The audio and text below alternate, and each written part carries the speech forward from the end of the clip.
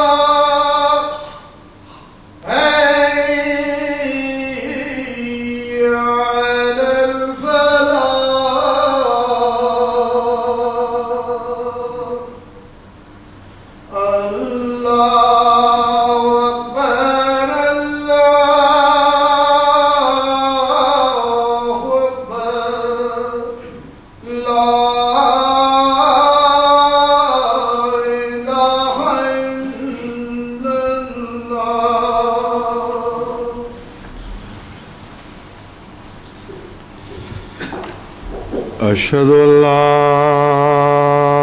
إله إلا الله وحده لا شريك له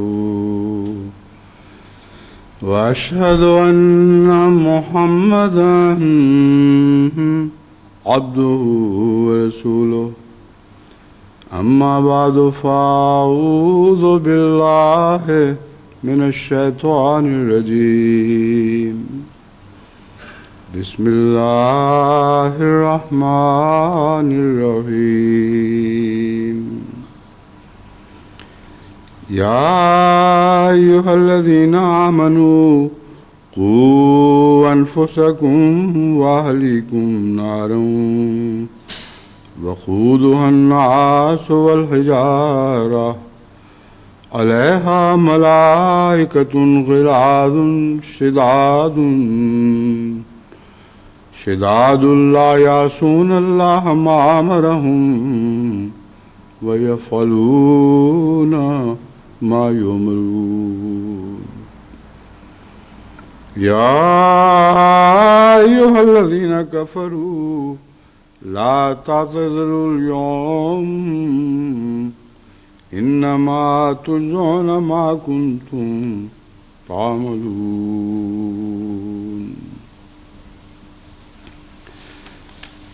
یہ وہ آیات کریمہ ہیں جن کی تلاوت میں نے امریکہ کے آخری خطبے میں بھی کی تھی،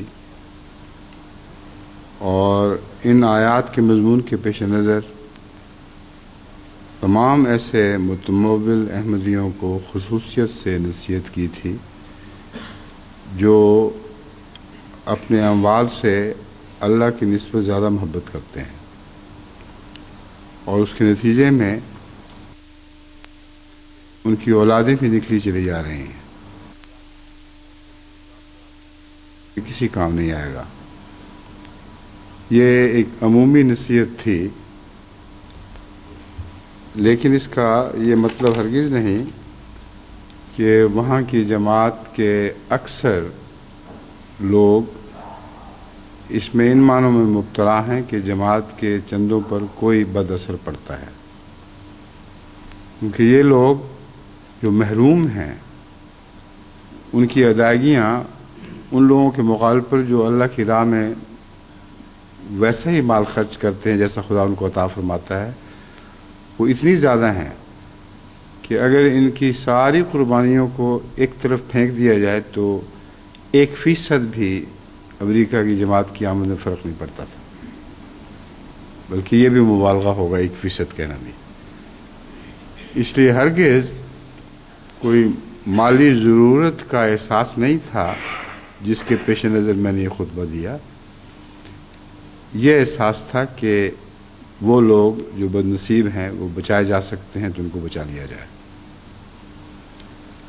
اس ضمن میں ایک اور بات جو خاص طور پر قابل توجہ ہے جو امریکہ میں بیان نہیں کی مگر اب میں اس خطبے میں اسے بیان کرنا چاہتا ہوں،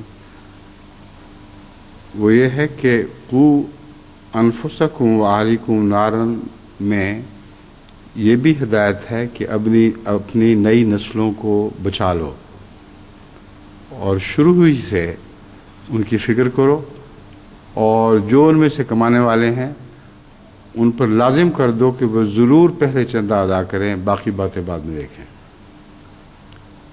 اگر یہ کر لیں تو بہت بڑی احمدی نسلیں ہیں جو اللہ تعالیٰ کے فضل سے ہمیشہ کے لیے اس شر سے بچائی جا سکتی ہیں۔ امریکہ کے دورہ کے وقت بھی اور یہاں بھی ملاقات کے دوران میں نے محسوس کیا ہے کہ بہت سے احمدی بچے اور بچیاں جو اللہ تعالیٰ کے فضل سے اچھے عہدوں پر فائز ہوئے ہیں، نئے یا فائز ہونے کی توقع رکھتے ہیں، ان کے والدین کو ان کی فکر نہیں کہ اس وقت یہ اصل وقت ہے کہ ان کو سمجھایا جائے کہ تمہارا مال تم پر حرام ہے جب تک پہلے خدا کا حصہ نہ نکالو۔ اور اس وقت ان کے لیے یہ آسان ہے کیونکہ نوجوان نسلیں بوڑھی نسلوں کے مقابل پر نسبتاً اپنے مزاج میں نرمی رکھتی ہیں، یعنی ان کے اندر لوچ پائی جاتی ہے اور وہ مال کی محبت میں ایسا مبتلا نہیں ہوتی۔ ابھی وہ لوگ جنہوں نے عمریں گزار دی مال کی محبت میں، ان میں سے بہت سے ایسے ہیں جن کی اصلاح کا وقت گزر چکا ہے، اللہ کے حوالے جو چاہے ان سے سلوک فرمائے۔ لیکن نئی نسلوں کو سنبھالنا تو بہت آسان ہے نسبتاً، اور بعض ان میں سے جو مجھے ملے جن کو میں نے خود یہ نصیحت کی، فوری طور پر انہوں نے اس بات میں سر ہلایا اور کہا کہ لازماً اب ہم ایسا ہی کریں گے۔ ایسی مائیں بھی مجھے ملیں جن کو میں نے توجہ دلائی تو انہوں نے کہا ہمارے دل میں یہی تمنا اٹھ رہی ہے اور اب ہم اپنے بچے کو لازماً اس بات کا پابند کریں گے کہ اگر تم میرے بچے ہو، جیسے ماؤں کا محاورہ ہے، میرا دودھ بخشوانا چاہتے ہو تو سب سے پہلے اللہ کا حصہ نکالو اور باقی چیزیں پھر جس طرح چاہو اللہ تعالیٰ توفیق دے تم اس کے مطابق خرچ کرو۔ اور بعض ماؤں نے کہا کہ ہم نے اپنے بچوں کو یہ کہنا ہے کہ جو کچھ تم کماؤ گے اگر اس میں سے خدا کا حصہ نہ نکالا تو میرا حصہ بھی نہ نکالنا، مجھ پر حرام ہے، جو تم کما کر خدا کے حصے میں سے بچاتے ہو وہ مجھ پر خرچ کرو، یہ نہیں ہو سکتا، یہ ناممکن ہے۔ تو بہت سی خوشکن باتیں ایسی دیکھنے میں آئیں جن سے میں امید رکھتا ہوں کہ اللہ تعالیٰ کے فضل سے ہماری نئی ابھرتی ہوئی نسل کو سنبھالا جا سکتا ہے، اور اگر یہ نسل سنبھل جائے تو مستقبل کی ہمیں کوئی فکر باقی نہیں رہے گی۔ قوا انفسکم واہلیکم نارا ایک ان کے حق میں ایک بہتا موجیں مارتا ہوا چشمہ ثابت ہوگا جس کا پانی اگلی صدیوں میں بڑے جوش و خروش کے ساتھ منتقل ہوتا چلا جائے گا اور بڑھتا چلا جائے گا۔ تو تو اس سے بہتر تحفہ ہم اگلی صدیوں کے لیے کیا پیش کر سکتے ہیں کہ ایسی نسلیں آگے بھیجیں جو خدا کا حق نکالنے میں سب سے پہلے ہوں، سب سے بالا ہوں، اور پھر اللہ ان کو توفیق بخشے اور جو لازماً بخشا کرتا ہے کہ وہ تمام دوسرے چندوں میں بھی بہت زیادہ آگے سے بڑھ کر ہوں، جن کا اپنا یہ حال ہو، یہ ہو نہیں سکتا کہ وہ اپنی آئندہ نسلوں کو بھی اسی بات کی تربیت میں دیں۔ تو اس پہلو سے میں کہہ رہا ہوں کہ ایک موجیں مارتا ہوا دریا پھوٹ پڑے گا، قو انفسکم واہلیکم نارا، یہ کہتا ہوا، اور اگلی سب صدیوں کو سیراب کرے گا۔ تو میں امید رکھتا ہوں کہ جو لوگ میں امریکہ میں پیچھے چھوڑ آیا ہوں، اور وہ سب اب جو میرے مخاطب ہیں، تمام دنیا کے احمدی نوجوان، وہ اس جھنڈے کو اپنے ہاتھ میں مضبوطی سے تھام لیں گے اور سوچیں گے، اور یہ سوچنا چاہیے ان کو کہ اس نیکی کا بہت لمبا اثر ہے، ایک نا ختم ہونے والا فائدہ پہنچنے والا ہے، اور آئندہ وقتوں میں جماعت کو اس کی بڑی شدید ضرورت پیش آنے والی ہے۔ آپ دیکھیں گے کہ اگلے 10-15 سال کے اندر حالات ایسے پیدا ہو جائیں گے کہ ان نوجوانوں کی قربانیاں ساری جماعتی ضرورتوں کو سنبھال لیں گی۔ بس میں امید رکھتا ہوں کہ یہ نصیحت آپ کے لیے کافی ہوگی۔ ایک بات میں یہ بتانا چاہتا ہوں کہ یہ جو تنبیہ میں نے کی تھی، اس کا جماعت کے بہت سے مخلصین پر بہت اچھا اثر پڑا ہے۔ کئی ایسے مخلص جن کو خدا نے بہت اموال سے نوازا تھا اور اس معاملے میں غفلت کر رہے تھے، اس خطبے کے اثر سے انہوں نے مجھے یقین دلایا، اور ایسے عزم صمیم کے ساتھ یقین دلایا کہ مجھے ایک ذرہ بھی شک نہیں کہ جو بات انہوں نے کہی اس پر پورا اتریں گے۔ انہوں نے کہا جو کوتاہیاں ہم سے ماضی میں ہو گئیں ہم ان کو دفن کرتے ہیں، اور آئندہ اپنا معاملہ اللہ سے صاف رکھیں گے۔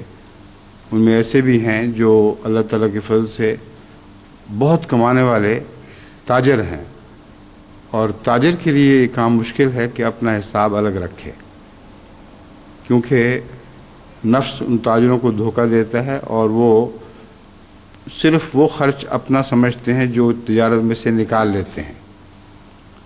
مگر جن صاحب کی میں بات کر رہا ہوں وہ اس پہلو سے مجھے یقین نہیں دلا رہے تھے، انہوں نے یہ یقین دلایا ہے کہ تجارت میں جتنا بھی فائدہ ہوگا اس فائدے میں سے سب سے پہلے اللہ کا حق نکالوں گا، اور اس کے بعد جو بچتا ہے پھر جو خدا مجھے توفیق دے تو جس طرح چاہوں خرچ کروں۔ تو یہ فرق ہے، بہت نمایاں فرق رکھنے والا، پیش نظر رکھنے والا فرق ہے کہ اللہ کا حق اس منافع میں سے نکالنا چاہیے جو تجارتی منافع ہو، جو بقیہ ہے اس کو پھر تجارت میں خرچ کرے، اور پھر دیکھیں کہ اللہ اس میں پہلے سے بہت زیادہ برکت ڈالے گا۔ یہ جو بدظنی ہے اللہ تعالیٰ پر بڑا نقصان پہنچاتی ہے۔ لوگ ڈرتے ہیں کہ تجارت میں سے اگر ہم نے وہ خرچ جو ہم نکالتے ہیں اسی کو منافع نہ سمجھا تو ہماری تجارتیں ڈوب جائیں گی، اور منافع میں سے، سچے منافع میں سے روپیہ نکالنے میں سمجھتے ہیں کہ بڑا نقصان پہنچے گا، حالانکہ نہ نکالنے کا نقصان ہے۔ اللہ تعالیٰ اتنا زیادہ عطا کرتا ہے کہ انسان اس کو تصور بھی نہیں کر سکتا، اس لیے اس کی تفصیل میں جانے کی یہاں ضرورت نہیں۔ میں صرف اتنا بتا دینا چاہتا ہوں کہ اس نئے زاویے سے بھی اپنی تجارتوں کا جائزہ لیں، اور دوسرے کمائیاں کرنے والوں پر بھی یہ بات صادق آنی چاہیے۔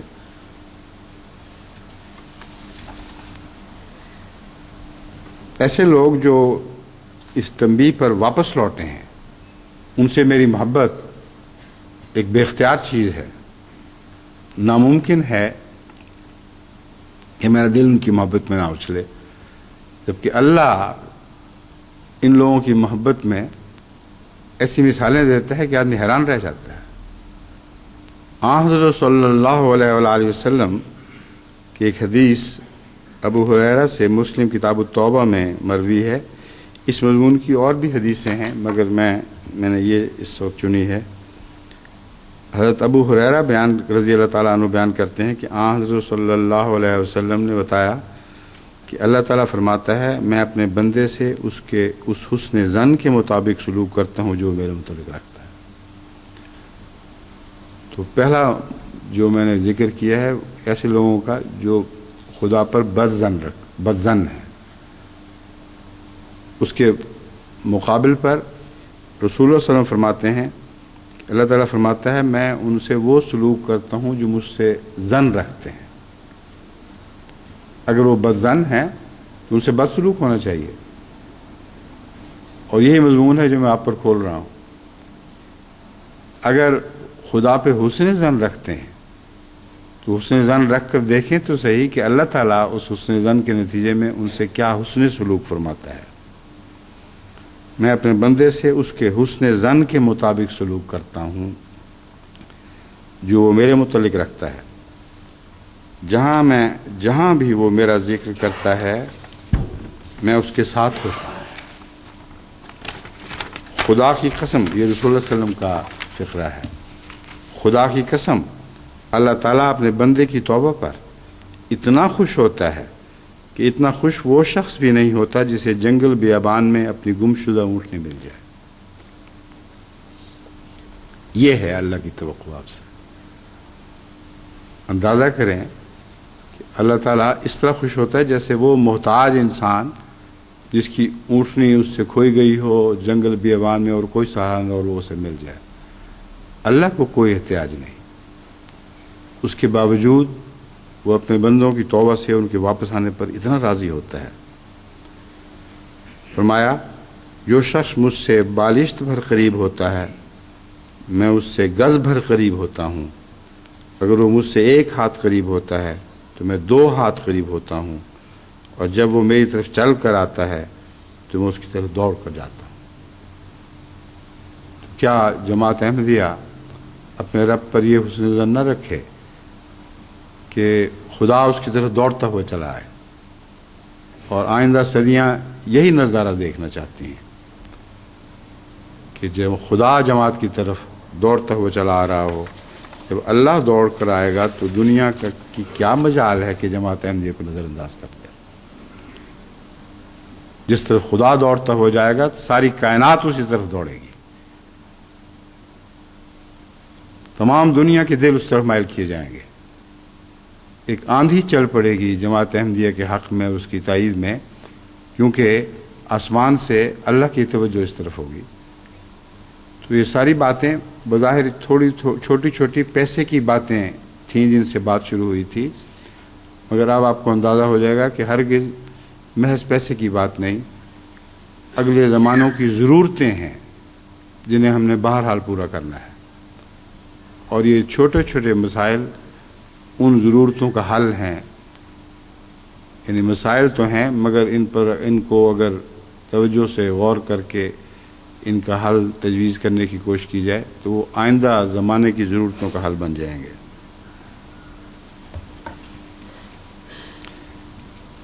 حضرت انس رضی اللہ تعالیٰ بیان کرتے ہیں کہ میں نے حضرت صلی اللہ علیہ وسلم کو یہ فرماتے ہوئے سنا کہ گناہ سے سچی توبہ کرنے والا ایسا ہی ہے جیسے اس نے کوئی گناہ ہی نہیں کیا۔ پھر فرمایا جب اللہ تعالیٰ کسی انسان سے محبت کرتا ہے، اب یہاں دوڑ کر چلنا، چل کر آنا اور اس کو واپس پا کر خوش ہونا، یہ اس مضمون کو ظاہر کر رہا ہے کہ اللہ تعالیٰ کو اس سے محبت ہو گئی ہے۔ جو اس کی خاطر کچھ قربانی کرتا ہے، اللہ اس قربانی سے بہت بڑھ کر اس سے پیار کرنے لگتا ہے۔ فرمایا جب اللہ تعالیٰ کسی انسان سے محبت کرتا ہے تو گناہ اسے کوئی نقصان نہیں پہنچا سکتا، اور گناہ کے بد نتائج سے اللہ تعالیٰ اسے محفوظ رکھتا ہے۔ پھر حضور نے یہ آیت پڑھی، اللہ تعالیٰ توبہ کرنے والوں اور پاکیزگی اختیار کرنے والوں سے محبت کرتا ہے۔ عرض کیا گیا یا رسول اللہ توبہ کی علامت کیا ہے؟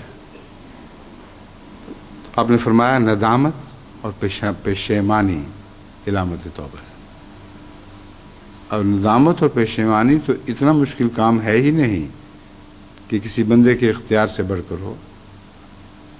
ہاں، یہ خطرہ ضرور ہوتا ہے کہ بعض دفعہ ندامت اور پشیمانی سے وقتی طور پر انسان ایک گناہ سے رکتا ہے، مگر پھر بعض دوسری انسانی کمزوریوں کی وجہ سے وہ پھر اس میں مبتلا ہو جاتا ہے۔ یہ خطرہ ہے، ورنہ ندامت اور پشیمانی کو اختیار کرنا تو کوئی مشکل کام نہیں۔ حضرت اقدس مسیح موعود علیہ الصلوۃ والسلام اس مضمون کا ذکر کرتے ہوئے فرماتے ہیں، غرض قانون دو ہیں،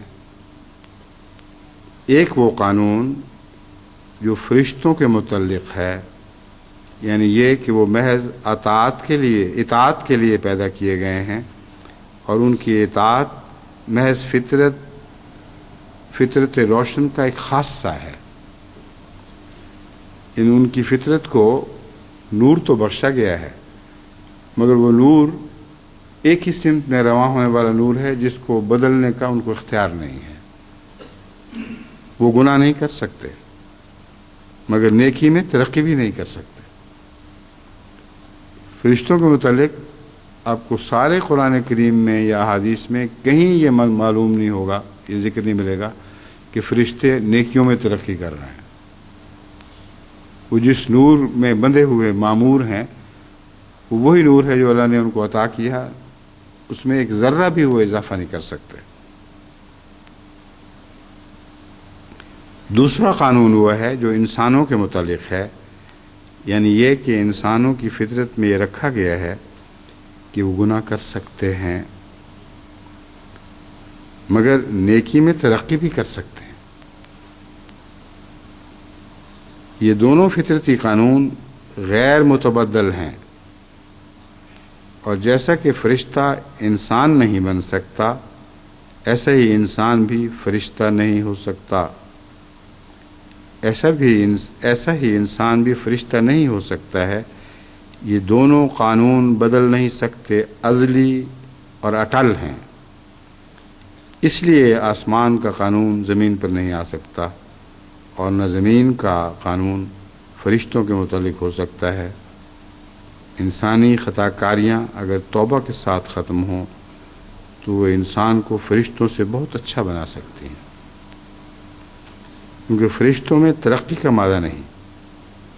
انسان کے گناہ توبہ سے بخشے جاتے ہیں، اور حکمت الہی نے بعض افراد میں سلسلہ خطا کاریوں کا باقی رکھا ہے۔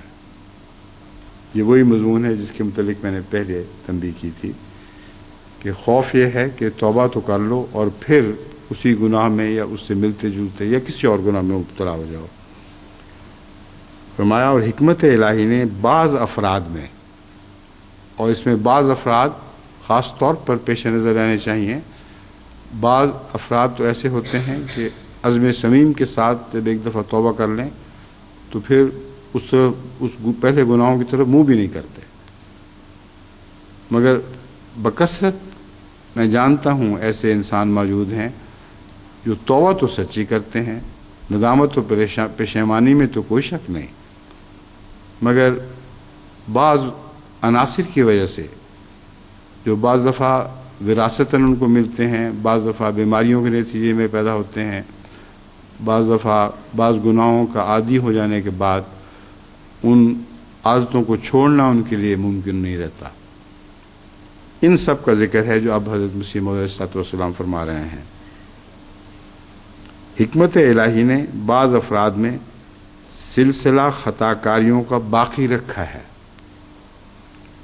تو وہ گناہ کر کے اپنی کمزوری پر اطلاع پائیں۔ جب گناہ سرزد ہو، ندامت اور پشیمانی دوبارہ آ جائے۔ ایسا گناہ جس میں ندامت اور پشیمانی نہ ہو، وہ گناہ تو انسان کو ہلاک کر دیتا ہے، اس کا ذکر نہیں چل رہا۔ فرمایا کہ جب گناہ میں دوبارہ مبتلا ہوتے ہیں، اسی وقت اپنی کمزوری پر اطلاع پا جاتے ہیں کہ ہم کیسے عاجز اور کمزور بندے ہیں، اور جب تک ان کمزوریوں کو دور نہیں کریں گے جن کی بنا پر یہ گناہ سرزد ہوتا ہے، اس وقت تک ہم حقیقت میں اللہ تعالیٰ سے مغفرت کی توقع رکھ سکتے ہیں، مگر یقین نہیں کر سکتے کہ ہمیں بخشا جائے گا۔ یہ احساس پیدا ہوتا ہے۔ یہی قانون ہے جو انسان کے لیے مقرر کیا گیا ہے، اور اسی کو انسانوں کی فطرت چاہتی ہے۔ سہو و نسیان انسانی فطرت کا خاصہ ہے، فرشتے کا خاصہ نہیں۔ پھر وہ قانون جو فرشتوں کے متعلق ہے انسانوں میں کیوں کر نافذ ہو؟ پھر حضرت مسیح علیہ السلام فرماتے ہیں، یاد رہے کہ انسان کی فطرت میں اور بہت سی خوبیوں کے ساتھ یہ عیب بھی ہے کہ اس سے بوجہ اپنی کمزوری کے گناہ اور قصور صادر ہو جاتا ہے۔ یاد رہے کہ انسان کی فطرت میں اور بہت سی خوبیوں کے ساتھ یہ عیب بھی ہے کہ اس سے بوجہ اپنی کمزوری کے گناہ اور قصور صادر ہو جاتا ہے، اور وہ قادر مطلق جس نے انسانی فطرت کو بنایا ہے اس نے اس غرض سے گناہ کا مادہ اس میں نہیں رکھا کہ تا ہمیشہ کے عذاب میں اس کو ڈال دے، بلکہ اس لیے رکھا ہے کہ جو گناہ بخشنے کا خلق اس میں موجود ہے اس کے ظاہر کرنے کے لیے ایک موقع نکالا جائے۔ اب جو گناہ بخشنے کا خلق اللہ تعالیٰ میں موجود ہے اس کے ظاہر کرنے کا ایک موقع نکالا جائے، یہ مضمون ایسا الجھا ہوا ہے کہ اس کے اوپر آریوں کے ساتھ اور دیگر مذاہب کے سرکردہ سربراہوں کے خلاف جنہوں نے اسلام پر حملے کیے تھے، حضرت مسیح موعود علیہ السلام نے بہت کچھ لکھا اور ایک باقاعدہ جہاد ان کے خلاف شروع کیا، ساری عمر جاری رکھا۔ اور یہ مسئلہ ایسا ہے جس کو یہاں کھولنے کی ضرورت ہے۔ اللہ کا اگر گناہ بخشنے کا خلق نہ ہوتا تو پھر آریوں کی یہ بات درست تھی کہ اللہ بخش نہیں سکتا، اور عیسائیوں کا یہ خیال بھی درست ثابت ہوتا کہ اللہ بخش نہیں سکتا۔ اس کے مقابل پر حضرت مسیح موعود علیہ السلام قرآنی تعلیمات کی روشنی میں یہ اصرار فرماتے رہے کہ اللہ بخشنے پر قادر ہی نہیں بلکہ بخشنا اس کا خلق ہے۔ اور یاد رہے کہ یہ خلق اگر خدا کا نہ ہوتا تو بندوں میں خدا کی صفات کیسے ودیت ہوتی؟ اگر بندہ بخش سکتا ہے تو اس کے بخشنے کی صفت آئی کہاں سے؟ اور یہ ظاہر بات ہے کہ بندہ بخش سکتا ہے۔ ساری دنیا میں ایک عام تجربہ ہے کہ انسان جس کو بخشنا چاہے بخش سکتا ہے، بلکہ بعض دفعہ ضرورت سے زیادہ نرمی بھی دکھا دیتا ہے، جو اللہ تعالیٰ کے اندر ضرورت سے زیادہ کوئی صفت بھی موجود نہیں، مگر انسان اپنی کمزوری کی وجہ سے بخشنے میں ضرورت سے آگے بڑھ جاتا ہے۔ تو یہ بخشش اس کو ملی کہاں سے؟ اس کی فطرت میں کیسے ودیت ہوئی؟ اگر خالق کی فطرت میں نہیں تھی تو بندے کو بچنے کی استطاعت ہونی نہیں چاہیے تھی۔ یہ مضبوط دلیل تھی جس کو حضرت مسیح علیہ السلام نے اسلام کی مدافعہ تلوار کے طور پر نیام سے ننگا کیا، اور تمام عمر اسلام کے دشمنوں کو اسی تلوار سے کاٹا ہے۔ بخشش لازماً خدا کی صفت ہے، ورنہ بندے کو عطا نہیں ہو سکتی تھی۔ جو گناہ بخشنے کا خلق اس میں موجود ہے، یہ خلق یہ ہے، اس کے ظاہر کرنے کے لیے ایک موقع نکالا جائے۔ اور سوال یہ ہے اسے ظاہر کرنے کے لیے موقع کیوں نکالا جائے؟ اس لیے بندوں کو گناہگار کیا جائے تاکہ یہ خلق ظاہر ہو؟ یہ بھی ایک الگ مسئلہ ہے۔ دراصل جو خلق ہے یہ ایک طبعی صفت ہوا کرتی ہے جو از خود پھوٹتی ہے، جیسے پھول کا رنگ دکھائی دیتا ہے، اس کی خوشبو پھوٹتی ہے۔ اللہ تعالیٰ کی صفات کا پھوٹنا ایک طبعی امر تھا، لیکن یہ جو فرمایا کہ اس کے ظاہر کرنے کا ایک موقع نکالا جائے، یہ اس لیے کہ بندہ جو گناہ کر سکتا ہے اللہ نہیں کر سکتا، اس کے گناہ کو بخشنے کی خاطر خدا کے خلق بطور خاص ظاہر ہو،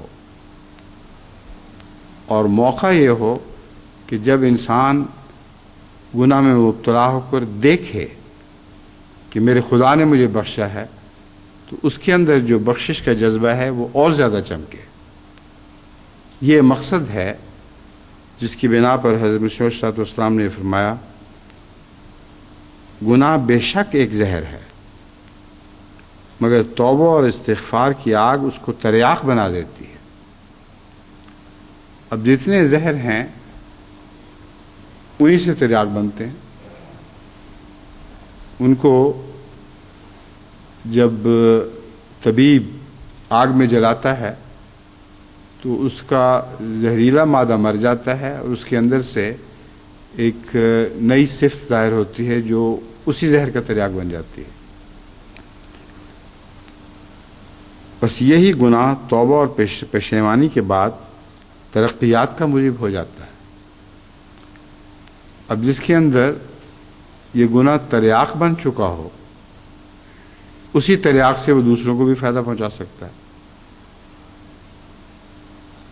اور اس جڑ کو انسان کے اندر سے توبہ اور پشیمانی کے بعد ترقیات کا موجب ہو جاتا ہے، اور اس جڑ کو انسان کے اندر سے کھو دیتا ہے کہ وہ کچھ چیز ہے۔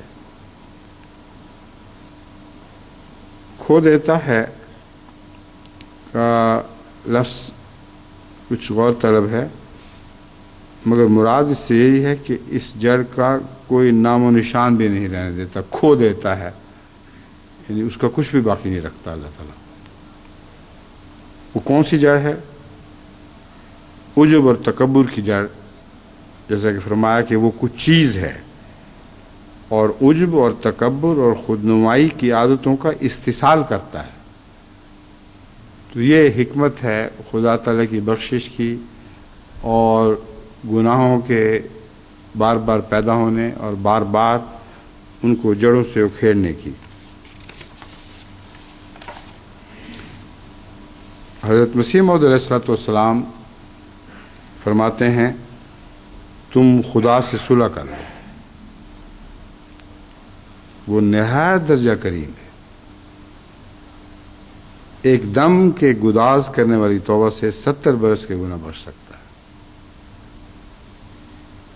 بہت ہی عظیم خوشخبری ہے جو حضرت مسیح موعود علیہ الصلوۃ والسلام ہم عاجز بندوں کو دے رہے ہیں، جو قرآن اور احادیث میں جو معرفتیں بیان ہوئی ہیں ان کا خلاصہ ہے۔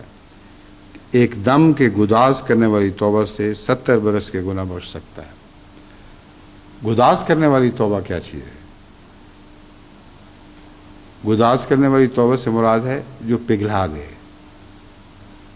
دل میں ایسی ندامت کی آگ بھڑک اٹھے کہ اس کے اثر سے سب گناہ پگھل جائیں اور ان کی کوئی بھی حیثیت باقی نہیں رہے۔ یہ ایسے موقع آ سکتے ہیں انسانی زندگی پر، صرف ہمیں دعا یہ کرنی چاہیے کہ ہمارے مرنے سے پہلے پہلے یہ موقع نصیب ہو جائے۔ 70 برس کے گناہ بخشنے میں یہی مضمون بیان فرمایا گیا ہے کہ ساری عمر بھی اگر تم گناہ کرتے رہو اور سچی توبہ نصیب نہ ہو تو موت سے پہلے ممکن ہے، اور موت سے پہلے ممکن تب بھی ہو سکتا ہے اگر اللہ تعالیٰ توفیق عطا فرمائے۔ مارنا اسی نے ہے، وہ مارے نہیں جب تک کہ انسان کو سچی توبہ کی توفیق عطا نہ فرما دے۔ یہ وہ خوشخبری بھی ہے اور تنبیہ بھی ہے جس کو ہمیں ہمیشہ پیش نظر رکھنا چاہیے۔ ایسا اگر ہو جائے، وہ لمحہ مرنے سے پہلے نصیب ہو جائے کہ 70 برس کے گناہوں کو جو پگھلا کر خاک بنا دے، خاکستر کر دے، تو اس سے بہتر اور کون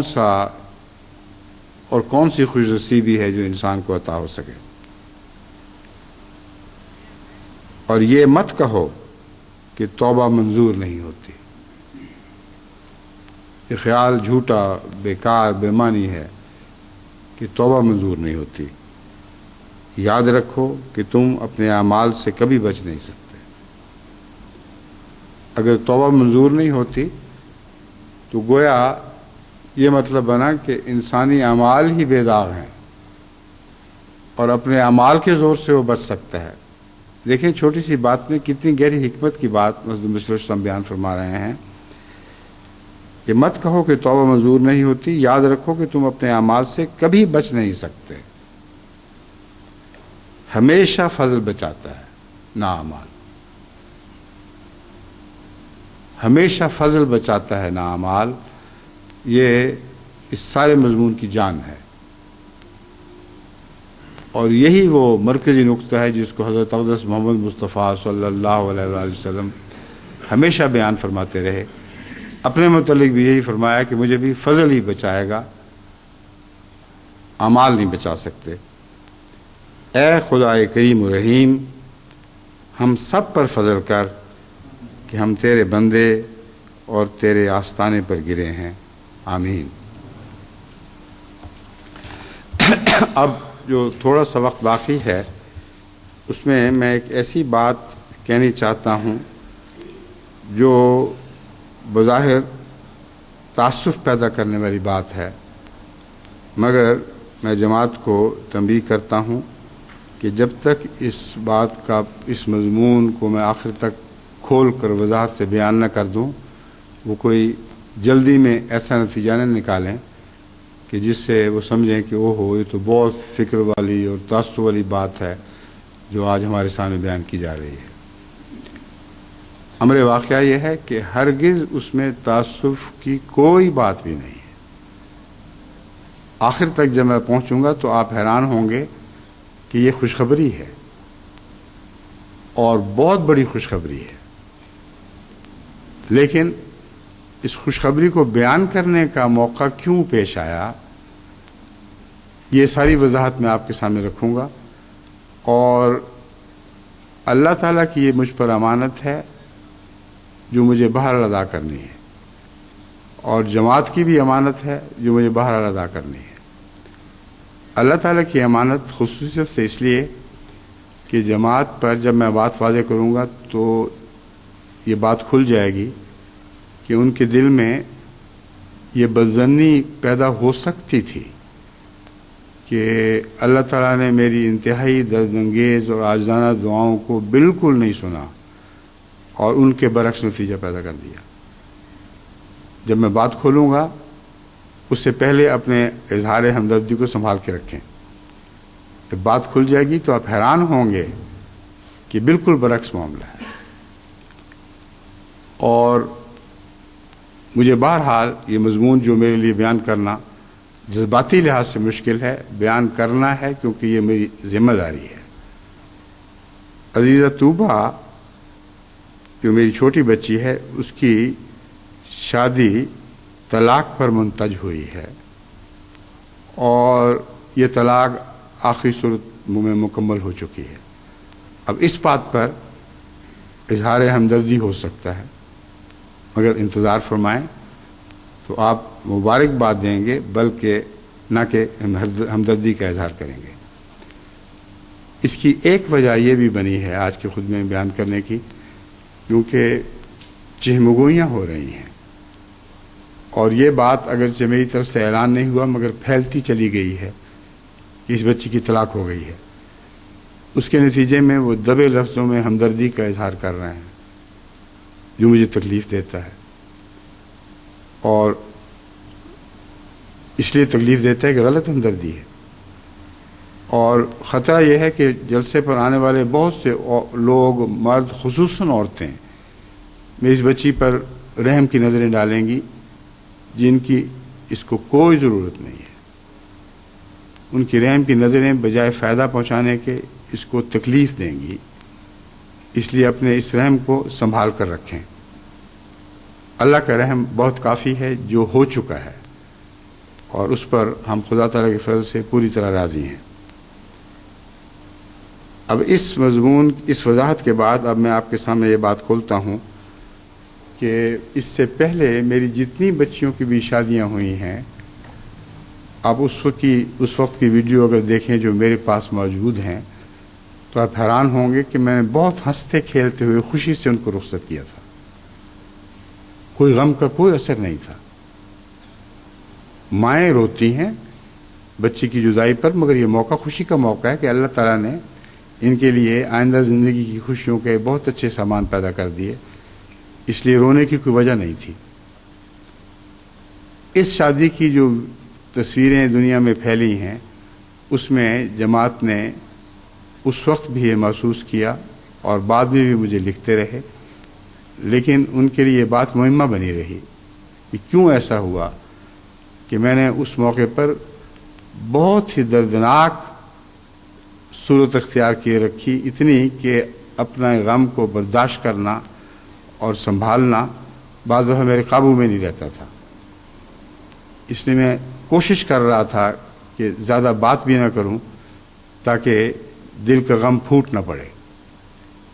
اس کو رخصت کرنے میں غم کیا تھا؟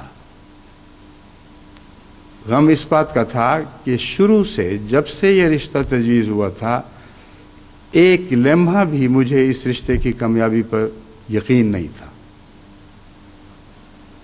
بلکہ برعکس یقین تھا کہ ناممکن ہے کہ رشتہ کامیاب ہو. وہ وجوہات جن کی وجہ سے مجھے یقین تھا ان میں اللہ تعالیٰ کی طرف سے کچھ ایسی رویا تھیں، بعض کشوف بھی تھے جن سے مجھے یقین ہو چکا تھا کہ یہ رشتہ مناسب ہے ہی نہیں. پھر یہ رشتہ کیوں کیا گیا؟ یہ سوال پیدا ہوتا ہے. یہ اس لیے کیا گیا کہ اس بچی پر تمام دنیا سے جس خاندان میں یہ رشتہ ہوا ہے ان لوگوں نے براہ راست اثرات ڈالے اور اتنا زیادہ اس کو یقین دلایا کہ تمہارے لیے یہی ایک موقع ہے جو اس رشتے کے نتیجے میں تم خاندان میں آ سکتی ہو، ورنہ تمہیں خاندان کا کوئی رشتہ نصیب نہیں ہو سکتا. اب اس بچی کو دل میں یہ تبھی خواہش تھی کہ حضرت مسیح علیہ الصلوۃ والسلام کے خاندان ہی میں بیائی جاؤں، اور یہ جو دباؤ تھے اس کی وجہ سے ایک لمبا عرصہ سخت کرب میں مبتلا رہی. آدھی آدھی رات کو مجھے اٹھ کے جگاتی تھی کہ میں کیا کروں، مجھے کچھ سمجھ نہیں آ رہی. خواب میں بھی اللہ تعالیٰ نے تنبیہ کی تھی، لیکن اس کے باوجود سمجھتی تھی کہ جو کچھ میرے سامنے بیان کیا جا رہا ہے وہ میرا مستقبل اب یہی ہے، میں کسی اور جگہ جا نہیں سکتی. اور اتنا زیادہ یقین دلایا گیا تھا کہ ہم سب اس بات کے ضامن ہیں کہ تم خوش رہو گی، اپنا گھر بنا کے رکھو گی، گھر میں راج کرو گی، کہ ان باتوں نے اس کو بہت زیادہ اس رشتے کی طرف مائل کر دیا. اور میرے لیے ایک روک تھی، باوجود اس کے کہ اللہ تعالیٰ کی طرف سے مجھ پہ دل پر یہ قطعیت کے ساتھ یہ بات گاڑ دی گئی تھی پہلے دن سے ہی کہ یہ رشتہ ہرگز اس بچی کے لیے مناسب نہیں ہے. پھر بھی میں کیوں آخر مانا، یہ ایک غلطی تھی اور اس غلطی کا خمیازہ بھگتنا پڑا. اور یہی غلطی تھی جس کے نتیجے میں پھر وہ دعائیں قبول نہیں ہوئیں جن کو بظاہر قبول ہونا چاہیے تھا. جب اللہ تعالیٰ خود خبر دے چکا ہو کہ یہ مناسب نہیں ہے، ہرگز نہ کرو، اور طبی طور پر دل میں بھی مسلسل تردد ہو، اس کے بعد میرا اس کو اس گھر میں رخصت کرنا ایک بنیادی غلطی تھی جس کی طبی سزا خدا تعالیٰ کی طرف سے ملنی تھی. اور وہ جو دعائیں قبول نہیں ہوئیں ان کی بنیادی یہ وجہ ہے کہ اللہ کی تقدیر میں مناسب ہی نہیں تھا، تو غیر مناسب دعائیں کیسے قبول کرتا. اب یہ مسئلہ بھی آپ لوگ خوب اچھی طرح سمجھ لیں کہ بعض دفعہ دعائیں اس لیے قبول نہیں ہوتی کہ اللہ کے نزدیک ان کا قبول ہونا مناسب ہی نہیں ہوتا. خواہ کتنے درد و گریہ زاری سے آپ دعائیں کریں وہ کوڑی کے بھی اثر نہیں دکھائیں گی. اگر اللہ آپ کا ہمدرد ہے تو فیصلہ وہی فرمائے گا جو آپ کے لیے بہتر ہے. تو یہ سارا جھگڑا تھا جس کو اب کھولنا جماعت پر ضروری تھا، ورنہ اس وقت کی آپ ویڈیو دیکھیں جو کئیوں کے پاس محفوظ ہوگی تو ایک عجیب سا نظارہ دکھائی دے رہا ہے. ساری دنیا مجھے اس وقت دیکھ رہی تھی کہ یہ شادی یونیک ہے. یعنی جب سے دنیا بنی ہے، جب تک دنیا رہے گی، ایسی شادی دوبارہ نہیں ہو سکتی. اور اس بات میں یونیک کہنے میں ان کی وجہ یہ تھی کہ جس درد کے ساتھ، دعاؤں کے ساتھ اور نغمات کے ساتھ میں نے اس کو رخصت کیا، اس نے ایک عجیب سما بنا دیا تھا. ایسا سما بنا دیا تھا جس سے جماعت بے انتہا متاثر تھی، لیکن حقیقت حال نہیں جانتی تھی. وہ سمجھ رہے تھے میں اس لیے رو رہا ہوں، اس لیے میرا دل قابو سے نکلا جا رہا ہے کہ میری بچی رخصت ہو رہی ہے اور دوسرے ملک میں جا رہی ہے. ایک ذرہ بھی اس کا سچا نہیں ہے. جہاں مرضی جاتی، اگر خدا کی طرف سے مجھے یقین ہوتا کہ رشتہ اچھا ہے تو ناممکن تھا کہ میں اس کرب و بلا کا اظہار کرتا جو مجھ سے ہوا. بس ان نغمات نے جو تاثر پیدا کیا، اس کی وجہ سے سب دنیا سے خط آ رہے تھے، اور جب یہ بھنک سی پھیلی ہے پھر اس کا ذکر بند ہو گیا. مگر وہ ویڈیوز لوگوں کے پاس محفوظ ہیں. بڑا عجیب سا نظارہ ہے. بچیاں خوشی سے گیت گا رہی ہیں، اور ان گیتوں میں سے خوش ہونے کی بجائے میں اور زیادہ رنجیدہ ہوتا چلا جا رہا ہوں. اور پھر خصوصیت سے جو میرا دعائیہ کلام تھا، اس نے لوگوں پر بہت اثر کیا. اس دعائیہ کلام میں نے دعا دی کہ تم اس گھر میں بھی راج کرتی تھی، اس گھر میں بھی راج کرو، ان کی بھی رانی بنی رہو جیسے اس گھر میں رانی تھی. میں نے اس میں کہا اے آصفہ کی جان، خدا حافظ ناصر. تو اس کی مرحوم ماں کا حوالہ دے کر سوچا کہ شاید اس طرح اللہ تعالیٰ رحم فرما دے، لیکن یہ کوئی حوالے کام نہیں آئے، نہ آنے چاہیے تھے. کیونکہ جیسا کہ میں نے عرض کیا ہے، خدا کے نزدیک یہ غلط بات ہو رہی تھی. اس لیے جو مرضی میں حوالے دیتا، جتنی دردناک نظمیں لکھتا، ان کا کوڑی کے بھی اثر نہیں پڑنا تھا. تو وہ نظم اپنی جگہ اب بے شک سنیں، لیکن اس نتیجے کو یاد رکھیں کہ اس نظم میں جن امیدوں کا اظہار کیا گیا تھا وہ کسی بات پر مبنی نہیں تھی. اگر وہ اللہ کی طرف سے خوشخبریوں پر مبنی ہوتی تو لازماً پوری ہونی تھی. وہ خوشخبریوں پر مبنی نہیں تھی، اس لیے نہیں پورا ہونا تھا. اس لیے پہلے دن سے لے کر آخر تک حیرت انگیز بات ہے کہ رخصت کے وقت تک میں اس خاندان کی منتیں کرتا رہا کہ خدا کے لیے اس بچی کو نہ مانگو، کیونکہ میرے دل میں اللہ نے یقین ڈال دیا ہے کہ رشتہ کامیاب نہیں ہو سکتا. یہ فائلیں بھری پڑی ہیں میرے پاس. سب سے پہلے جب تجویز ہوا تو میں نے منت کی کہ خدا کے لیے اس بچی کو نہ لے کے جاؤ، کیونکہ میں جانتا ہوں یہ کامیاب نہیں ہو سکتا، ناممکن ہے کہ یہ کامیاب ہو، تو کیوں اس بیچاری کو خراب کرتے ہو.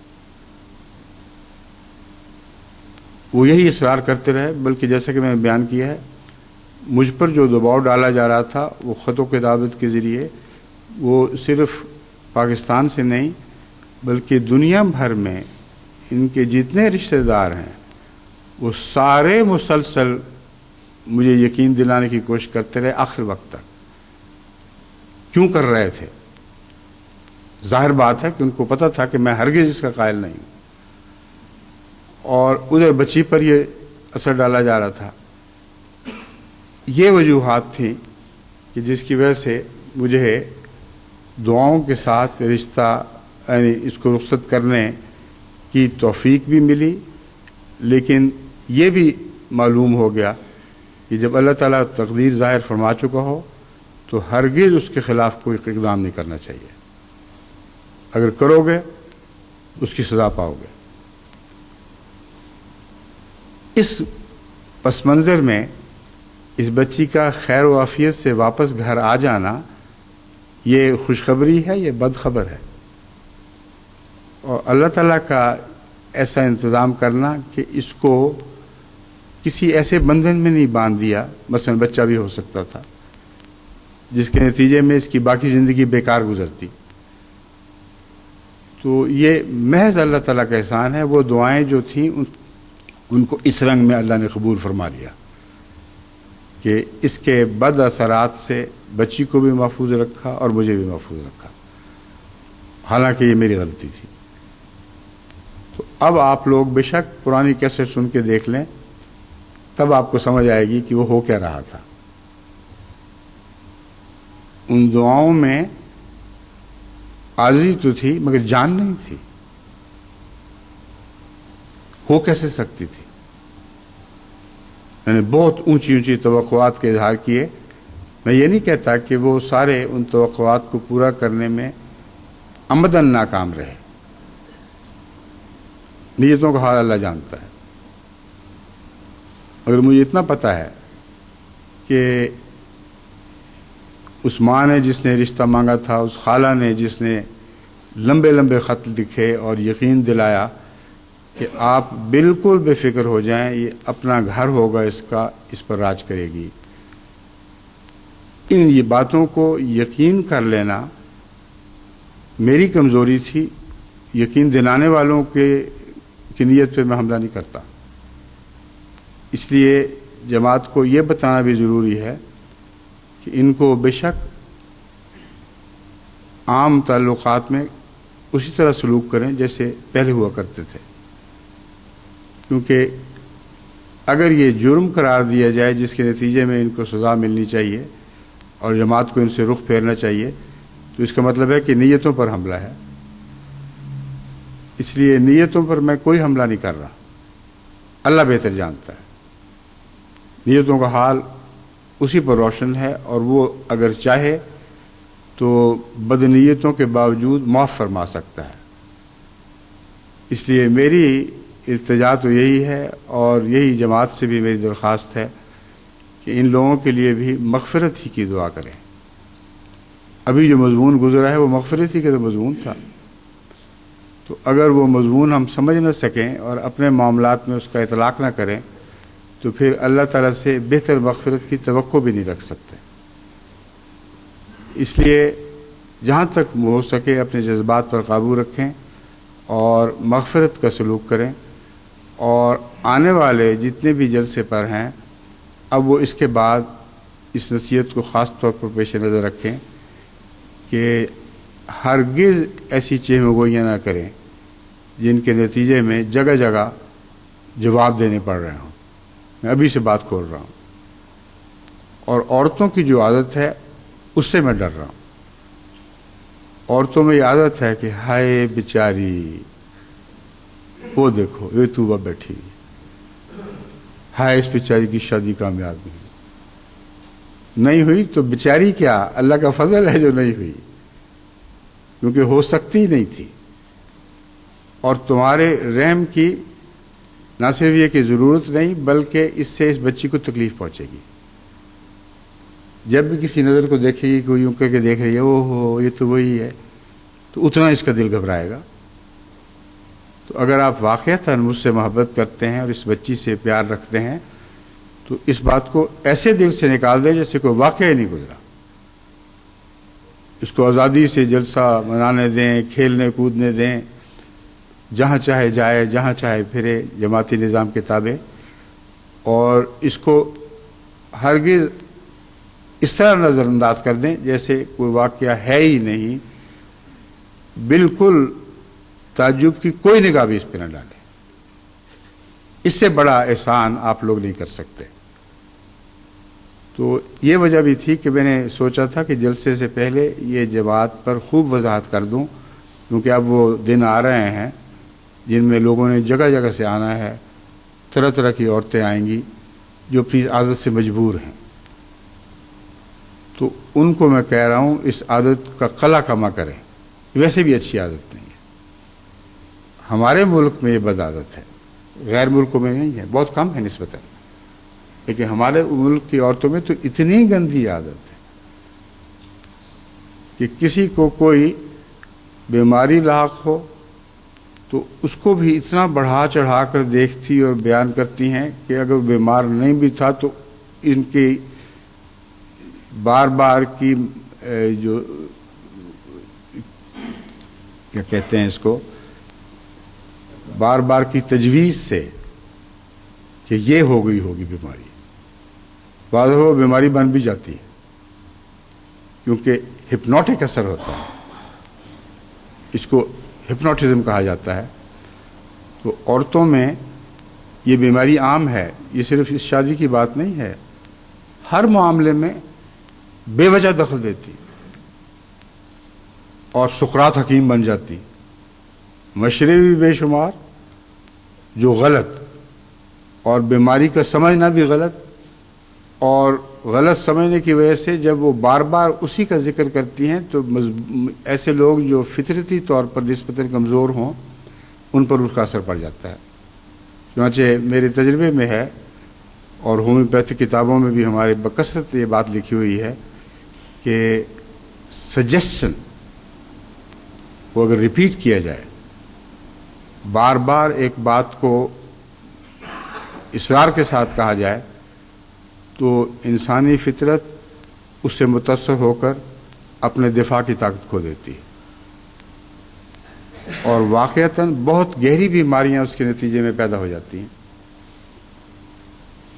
تو یہ جو میں اس وقت جماعت کو سمجھا رہا ہوں عورتوں کو خصوصیت کے ساتھ، اس معاملے کا صرف اس بچی سے تعلق نہیں، ایک ایسی بد عادت سے تعلق ہے جس کا دنیا کو بہت نقصان پہنچ چکا ہے، اور آئندہ بھی اگر عورتوں نے اپنی اصلاح نہیں کی تو یہ نقصان پہنچے گا۔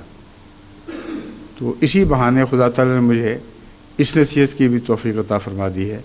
میں امید رکھتا ہوں کہ احمدی خواتین جس جگہ کی بھی ہے وہ اپنے دل کو اور اپنی نظروں کو سنبھال کر رکھیں گی، بے ضرورت لوگوں کے معاملے میں دخل اندازی نہیں کریں گی۔ کتنا ہی دل میں جوش اٹھے وہ اپنے جوش کو دبا کے رکھیں گی، اپنی فکر کریں، اپنے بچوں کی فکر کریں، اپنے میاں کی فکر کریں، اپنے عزیزوں کی فکر کریں، وہ آپ کا حق ہے، اور وہ بھی ضرورت سے زیادہ نہ کریں، کیونکہ وہاں بھی اگر آپ نے ضرورت سے زیادہ فکر کیا تو اس کا نقصان پہنچے گا۔ بعض ماؤں نے اپنے بچوں کو اس وجہ سے نقصان پہنچایا ہے کہ ان کی ہمدردی کی وجہ سے ان کی بیماریوں کو بہت بڑھا چڑھا کر سمجھا، اور بڑھا چڑھا کر سمجھا اور اس بچے پر گویا یہ ظاہر کیا کہ تم اتنے بیمار ہو۔ جب مجھے علم ہوا اور میں نے سختی سے اس بات سے روکا تو آپ حیران ہوں گے کہ وہ بچے بالکل ٹھیک ٹھاک ہو گئے، ہر بد اثر سے باہر نکل آئے۔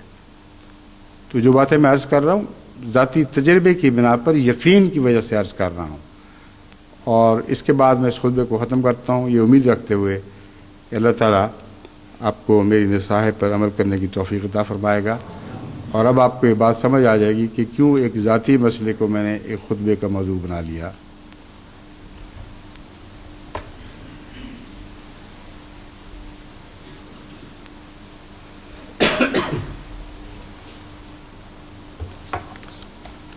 الحمد لله نحمده ونستعينه ونستغفره ونؤمن به ونتوكل عليه ونعوذ بالله من شرور أنفسنا ومن سيئات أعمالنا من يهده الله فلا مضل له ومن يضلله فلا هادي له ونشهد أن لا إله إلا الله وحده لا شريك له ونشهد أن محمدا عبده ورسوله عباد الله رحمكم الله إن الله يأمر بالعدل والإحسان وإيتاء ذي القربى وينهى عن الفحشاء والمنكر والبغي يعظكم لعلكم تذكرون اذکروا اللہ یذکرکم وادعوہ یستجب لکم ولذکر اللہ اکبر۔